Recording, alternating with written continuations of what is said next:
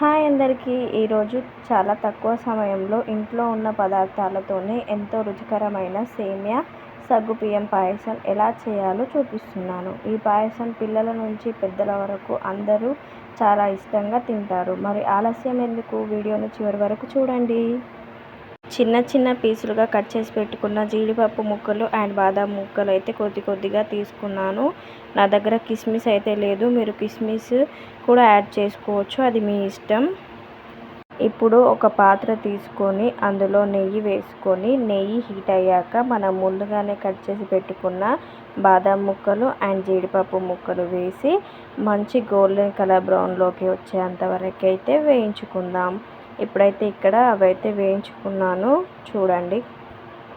ముచ్చట్ల సంబరాన పడేట ముగ్గురిని మర్చిపోయినట్టు అయింది. ఇక్కడైతే నేను వీడియో సంబరాన పడి అవైతే మాడగొట్టేశాను. నిజమే కదా, మరి మీరేమంటారు? ఇప్పుడు అదే నెయ్యిలో నేనైతే ఒక ప్యాకెట్ సేమియా అయితే తీసుకున్నాను.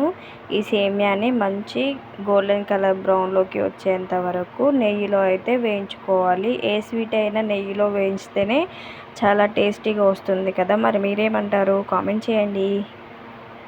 ఒక 5 మినిట్స్ తర్వాతనైతే సేమియా అయితే వేయించుకొని పక్కన పెట్టుకున్నాను.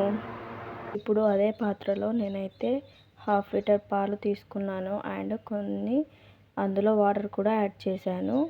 ఇప్పుడు ఇవైతే సగ్గుబియ్యం నానబెట్టుకున్నాను, అంటే సేమియా చేసే కంటే ముందే నానబెట్టుకున్నాను అన్నమాట.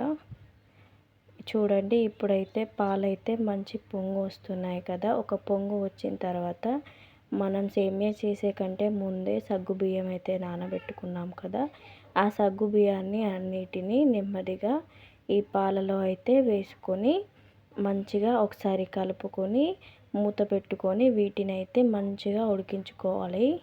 ఇక్కడ బెల్లాన్ని అయితే చిన్న చిన్న ముక్కలుగా చేసుకొని అయితే పక్కకు పెట్టుకున్నాను. బెల్లం యాడ్ చేస్తున్నాను. ఒక 10-20 మినిట్స్ తర్వాతనైతే మనం వేసుకున్నాం కదా సగ్గుబియ్యం, అవైతే మంచిగా ఉడికిపోయాయి. చూడండి, చక్కగా ఉడికాయి కదా. ఇప్పుడు మనం ముందుగానే వేయించి పెట్టుకున్న సేమియా అయితే ఉంది కదా, సేమియా కూడా వేసి బాగా కలుపుకోవాలి. ఒకసారి కలుపుకొని మూత పెట్టుకొని ఉడికించుకోవాలి మంచిగా. ఇప్పుడు మనం ముందుగానే సన్నగా తరిగి పెట్టుకున్నాం కదా బెల్లం కూడా యాడ్ చేసుకోవాలి, అంటే స్వీట్నెస్ కోసం. ఇప్పుడు స్వీట్నెస్ కోసం అయితే బెల్లం యాడ్ చేసుకున్నాం కదా. బెల్లం యాడ్ చేసుకున్న తర్వాత ఒక 20-30 మినిట్స్ అయితే మంచిగా బాగా కలుపుకొని మూత పెట్టుకొని అయితే చాలా వరకు ఉడికించుకోవాలి. అప్పుడైతే స్వీట్ మంచి టేస్ట్ వస్తుంది. ఇక్కడ నాకైతే కొంచెం స్వీట్నెస్ తగ్గినట్టు అనిపించింది, అందుకనే నేను ఇంకో కప్పు షుగర్ అయితే యాడ్ చేసుకున్నాను. మీరు ఎంత స్వీట్ తింటారో అంత మీ ఇష్టం. నేనైతే ఇక్కడ యాడ్ చేసుకున్నాను. ఆ తర్వాత ఇక్కడైతే నేను ఇలాచీ అయితే వేస్తున్నాను. మంచి ఫ్లేవర్ వస్తుంది కదా, ఇలాచీ వేస్తేనే ఏ స్వీట్లో అయినా ఇలాచీ పౌడర్ అనేది ఖచ్చితంగా ఉండాల్సిందే. ఫైనల్గా అయితే సేమియా సగ్గుబియ్యం పాయసం తయారైపోయింది. చూసారుగా ఎంత ఈజీగా, ఎంత టేస్టీగా సేమియా సగ్గుబియ్యం పాయసం తయారైందో. మీకు ఈ వీడియో కనుక నచ్చితే ఒక లైక్ చేయండి, కామెంట్ చేయండి. ఇంకా ఇలాంటి రుచికరమైన వంటల కోసం మా ఛానల్ను సబ్స్క్రైబ్ చేసి బెల్ ఐకాన్ను ప్రెస్ చేయడం మర్చిపోవద్దు. Thank you. మళ్ళీ ఇంకో వీడియోలో కలుద్దాం.